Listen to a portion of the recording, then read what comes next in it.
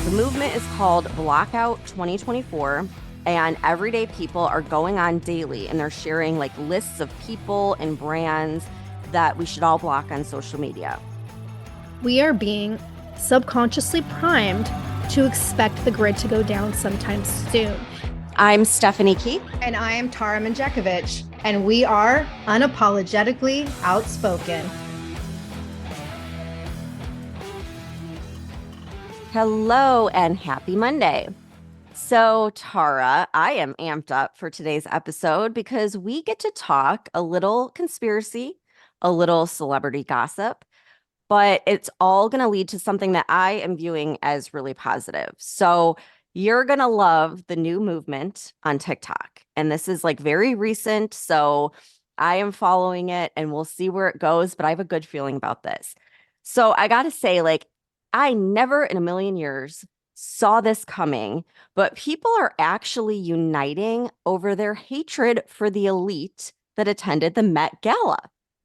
And this is just crazy because like I never followed the Met Gala, like could care less. I think we talked about it maybe once on this podcast just because it was when AOC wore that dress that said tax the rich, and it was like so ridiculous because she was at an event surrounded by people paying like a ridiculous amount for their tickets. But this year really seemed to hit a nerve with normal people that are just fed up. They're fed up with inflation and high cost of living and have no appetite for watching the elite celebrating their riches and basically making a mockery of the rest of us, because that's totally what this year was. So for anyone that doesn't know what the Met Gala is, it's this elitist event that's held in New York City every year where celebrities and billionaires dress up in these ridiculous costumes, aka haute couture, and they go according to whatever the theme of the ball is for that year. So I had to read you the description from Wikipedia because it was like cracking me up. So Wikipedia describes it as the world's most prestigious fashion event and social gathering with invitations going to personalities who are perceived to be culturally relevant to contemporary society. Like, is that not the most smug fucking description you've ever heard? Of like, Definitely. okay, so those are the people that are relevant to society. Like, fuck the rest of us, right? Pretty much.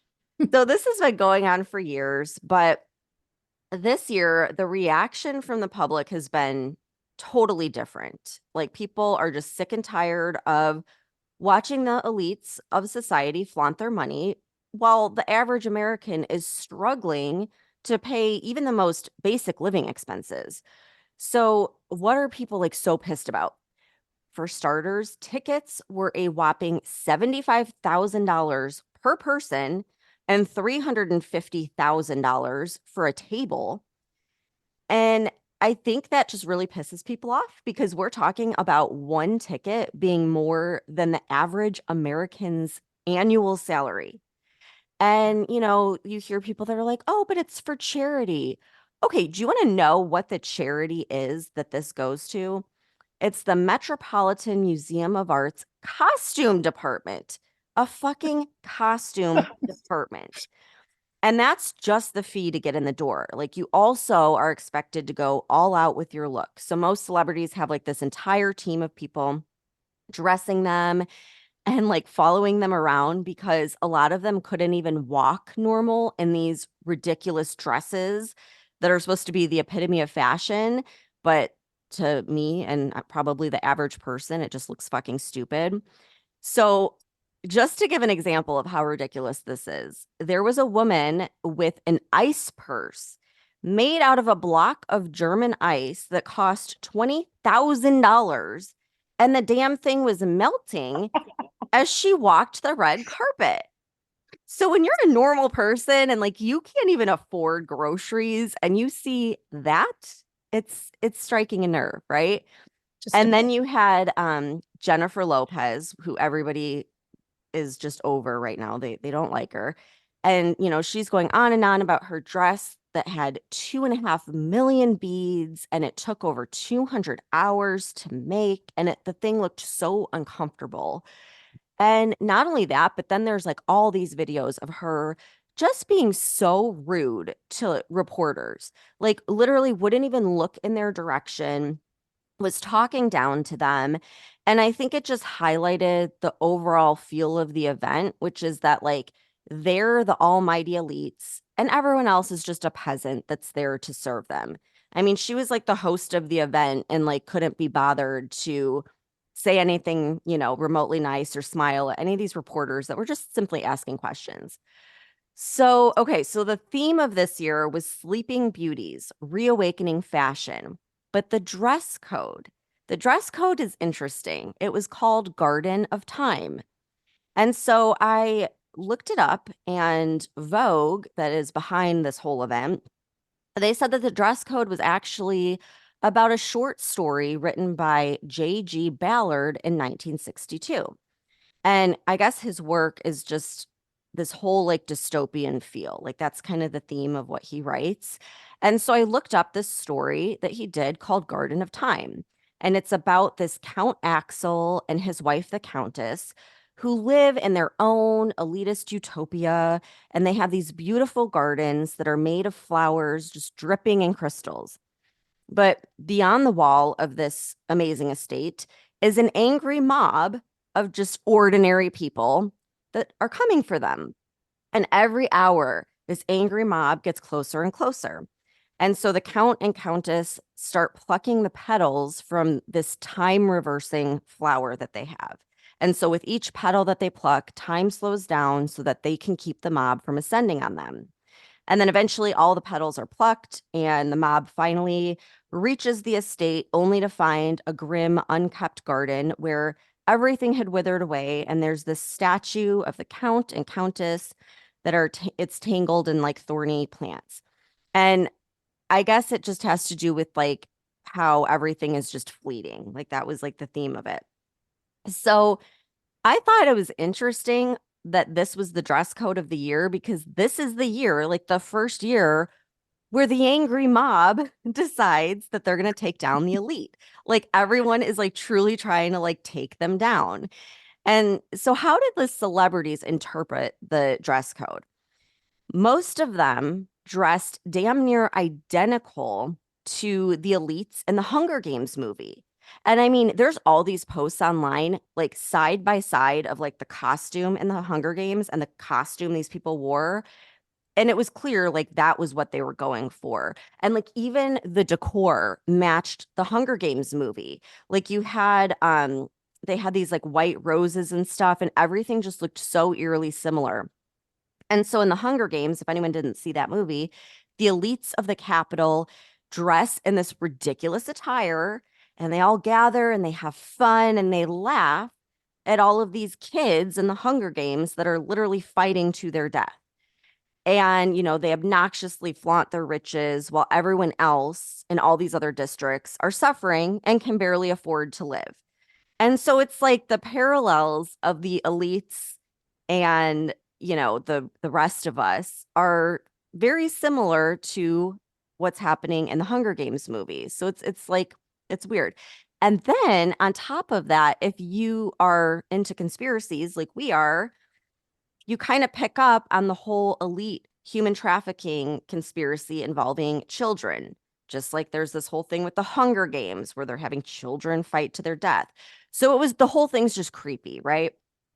And needless to say, like people are over it. Celebrities, they're losing that allure that they once had. People are opting to watch like social media and just connect with real people online instead of Hollywood. And I think that the straw that broke the camel's back was at this year's Met Gala, the TikTok influencer Haley Bailey. She's this model that's known for her videos about like her billionaire boyfriend. And she dressed up as Marie Antoinette and made this video where she's saying, let them eat cake. And that's when the internet like fucking lost it. So when you look at like the history of that statement, it's like attributed to Marie Antoinette, where she's telling the people of France who were suffering and couldn't afford bread to just eat cake. And that's when they started revolting because they were starving. And in those days, cake meant like the crumbs and encrusted cake left on the bread pan loaf. The bread loaf pan, sorry.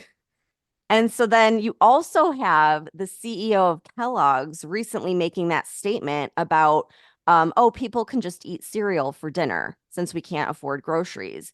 So it just like it really highlighted how tone deaf and out of touch the elite class is right now with everything going on in our country. So anyhow, there's like all these people going on social media and talking about how, they went to school, they have a degree, they still can't get a job, they're living with their parents, they can't afford rent, they can't afford groceries, and they see these celebrities spending $75,000 on a ticket, and it just seems unfair. And then you have like the pro-Palestinian crowd that are pissed because this event took place the same night that Israel bombed Rafah. And so it's just like everyone on all sides are really pissed off right now. And so they're saying, like, everyone's going on TikTok, right? And they're saying, like, we're the reason that these people are all famous because we've been watching, we've been giving them views, we've been watching their movies, their concerts, blah, blah, blah. And so if people quit following them on social media, quit watching their movies, quit going to their concerts, they're not going to be relevant anymore. So this whole movement has started where people are uniting and they're saying, let's take them down. And it starts by blocking all of these celebrities and the businesses that they own and the businesses that support them. And you might think that blocking them does nothing, but it's actually a really smart move because, first of all, what happens is like with the Met Gala, even though the event just took place, like this is when they're trying to secure sponsors for next year's event. So if sponsors that were interested see all this backlash online, they're not going to go and donate millions of dollars to be a part of it. So there goes like the $26 million that this event brings in. And then when you block celebrities on social media, it hurts their ad revenue because it keeps them from showing up in your feed. So they don't earn like all of this income that they get just for simply like being on the internet. So anyhow, the movement is called Blockout 2024, and everyday people are going on daily and they're sharing like lists of people and brands that we should all block on social media. And it's expanding now, like far beyond celebrities. You have people sharing ideas of how to boycott some of these woke companies, boycott the companies that are clearly a part of the globalist agenda. And at the end of the day, like I think it's great. I think, people are putting their differences aside. They're finding some common ground. And I think it's a sign that our culture is changing and people are no longer worshiping celebrities and are finally like willing to be outspoken.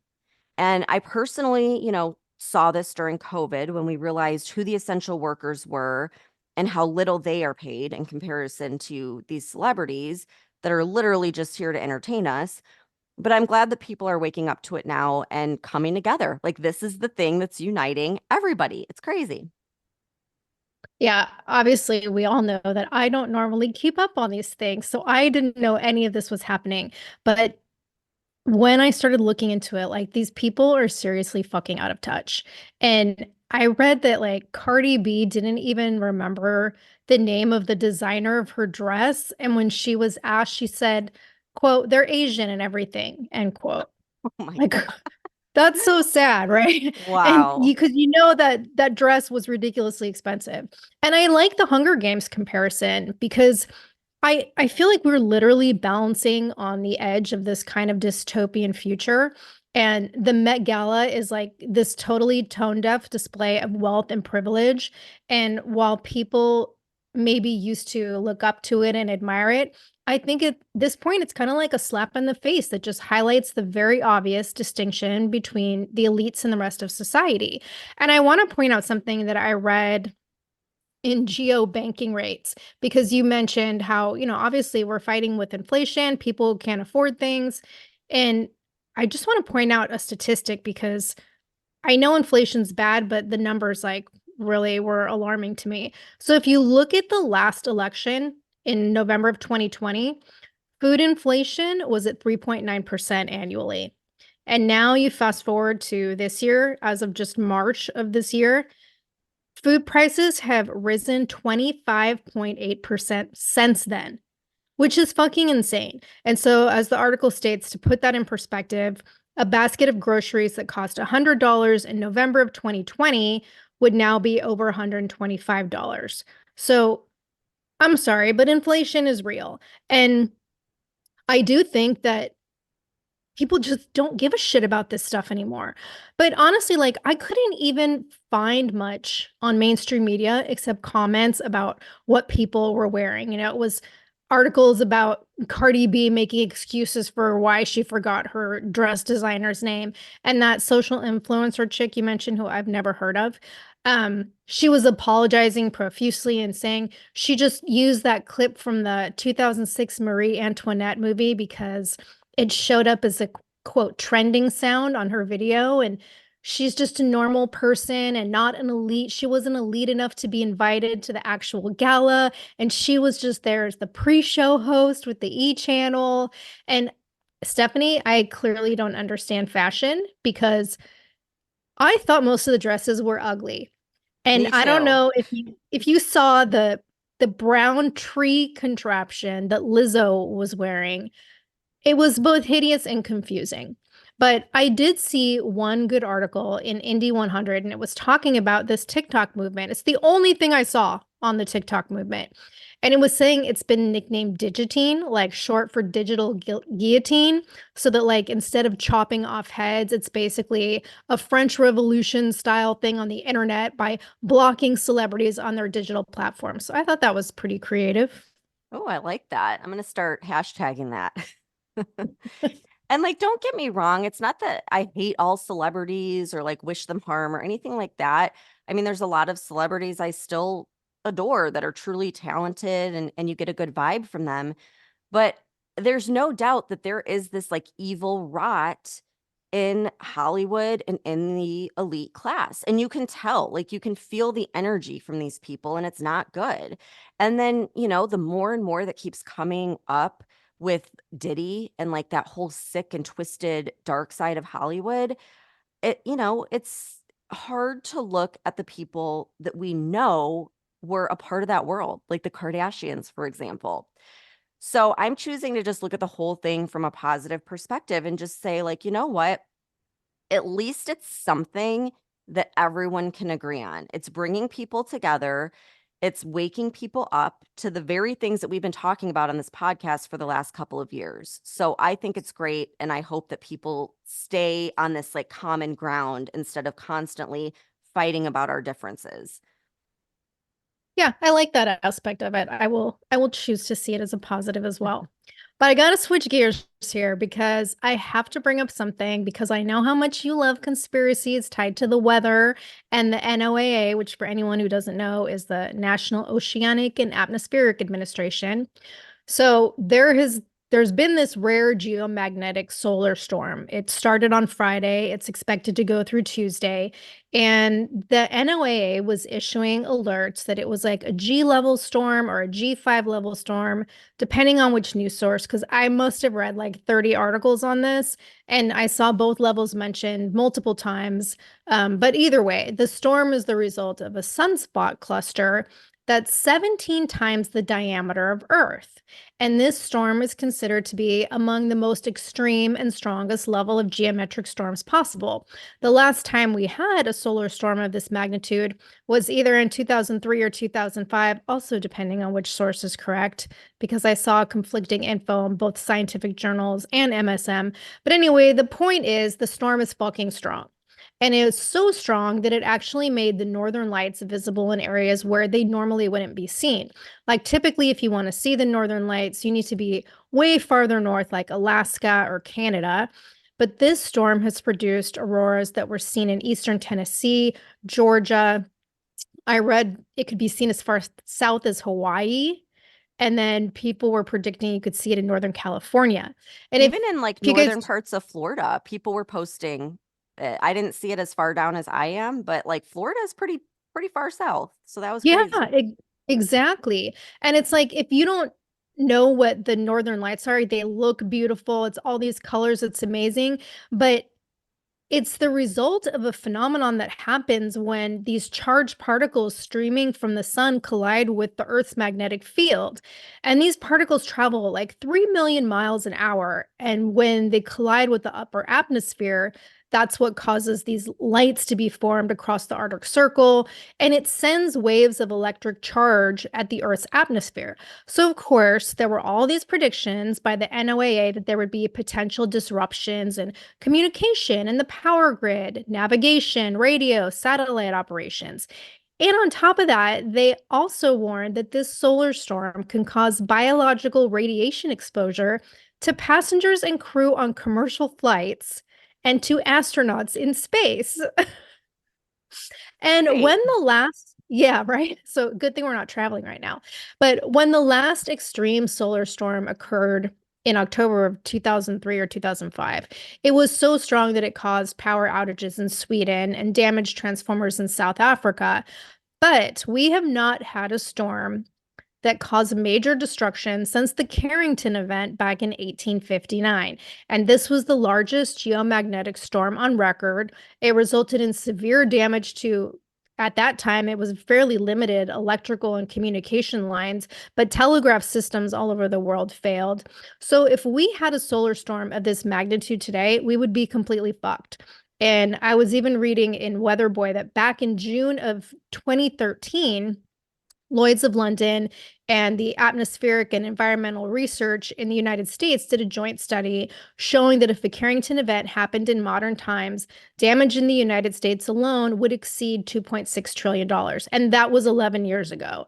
So the effects of this current storm, like I said, are expected to last through Tuesday. And we're recording on Sunday for Monday. And as far as I'm aware, there haven't been a ton of major disruptions causing significant outages in America. Although, Stephanie, I did read that in your area, internet service was down in parts of Tampa Bay on Saturday. I And didn't I notice read, it. oh, yeah, I guess several people complained. I read it in two sources, but there have been radio blackouts across Africa, Europe, and Asia this weekend. But this is just the beginning, apparently. According to Business Insider, the NOAA is warning that severe geomagnetic storms like this could become more common in the coming months as we approach what's called solar maximum, which is the peak of solar activity during the sun's 11-year cycle. And Alex Young, the associate director for science at NASA Goddard's Heliophysics Science Division, said that means there will be a lot more sunspots, and the sunspots will be much larger. And of course, that means we're going to experience power outages, communication blackouts, satellite and GPS disruptions. So, of course, my conspiracy brain goes to the fact that we keep getting these warnings about atmospheric events that could cause potential power grid problems, right? Last month, it was a solar eclipse. Now it's the solar storm that's the worst we've had in 20 years, with more expected to come during the next few months. And for the past year, the government has been frequently warning us about the possibility of cyber attacks. And then, Stephanie, a couple weeks ago, you mentioned the blobs in the ocean, right? Which I think you had said it's the second or third time now that it's happened. And like, I know you have to have some good info on this, because it seems to me like once again, we are being subconsciously primed to expect the grid to go down sometime soon. And so they're telling us about all of these events. And even though nothing major is happening yet, it's getting it in our heads that something's going to happen, right? Because it's not just the MSM that's trying to come up with this information, it's scientific journals and scientific sources, the NOAA, NASA, that are all warning about this shit. And wouldn't it just be so convenient if all this happened right before the election? Yeah. Well, we keep saying, they've got to do something because Mhm. there's no way that people are going to be voting for Biden.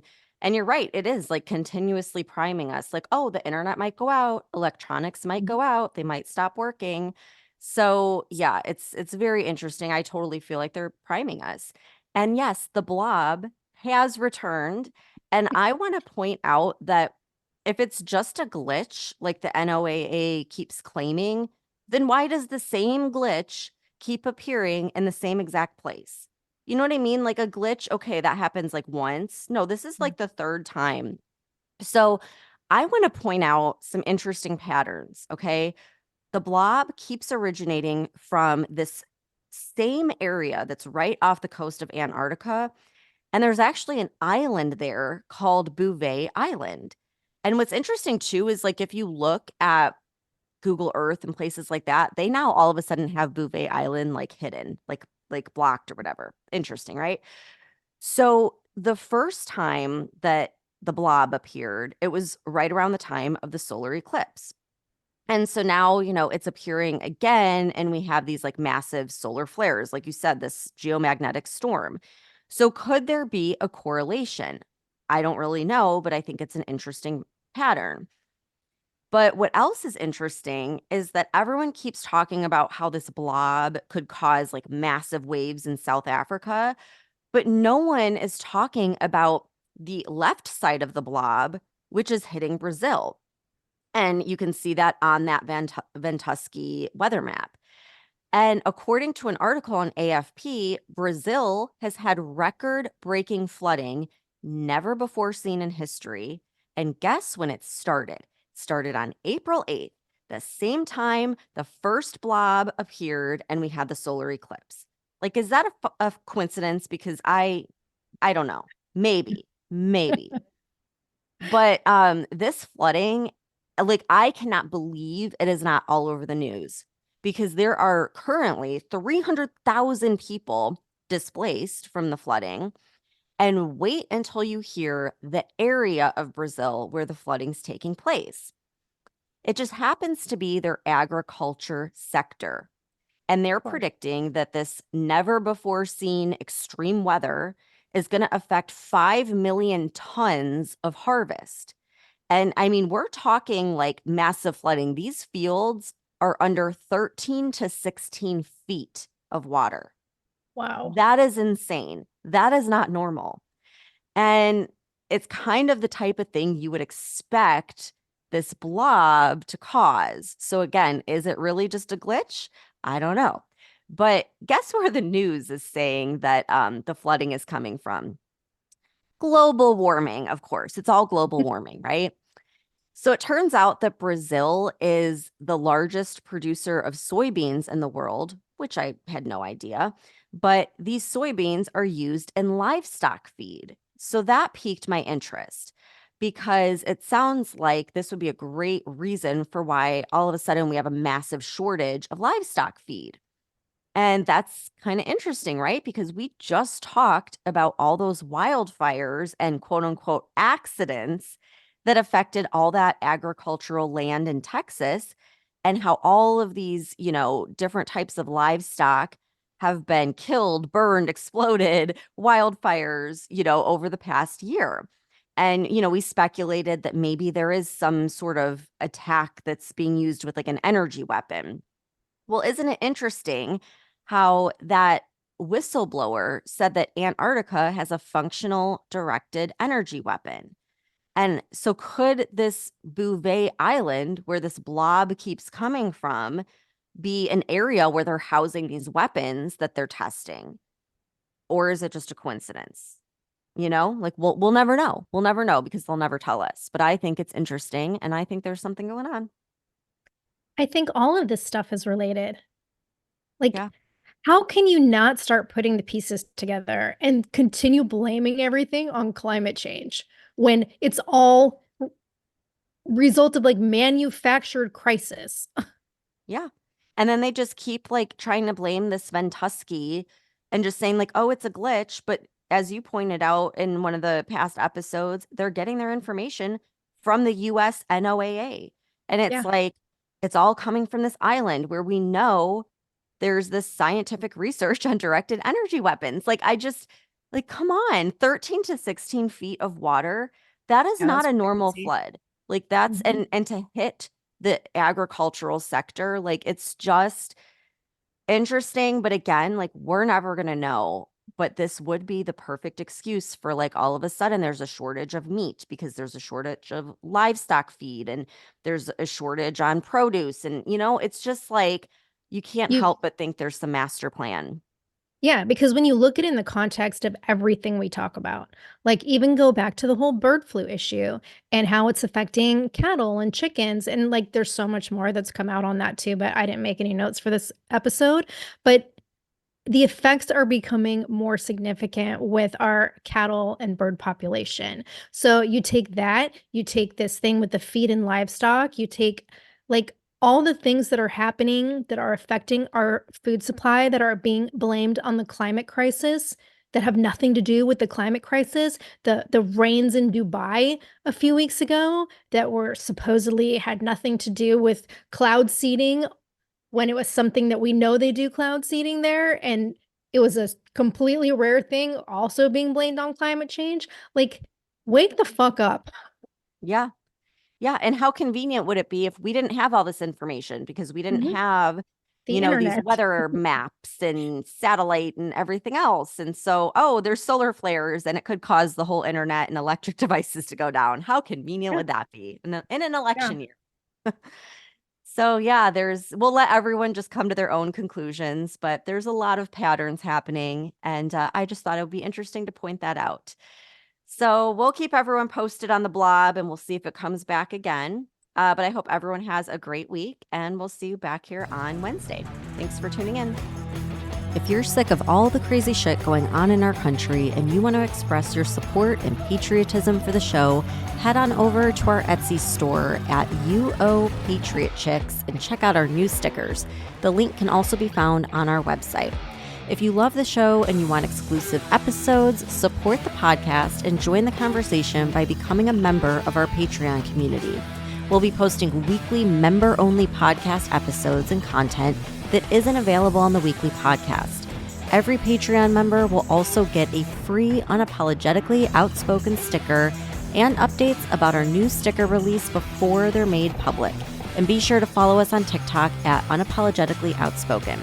And if you haven't done so already, please rate and review the podcast. The more you support us, the more people we can reach. So help us spread the word.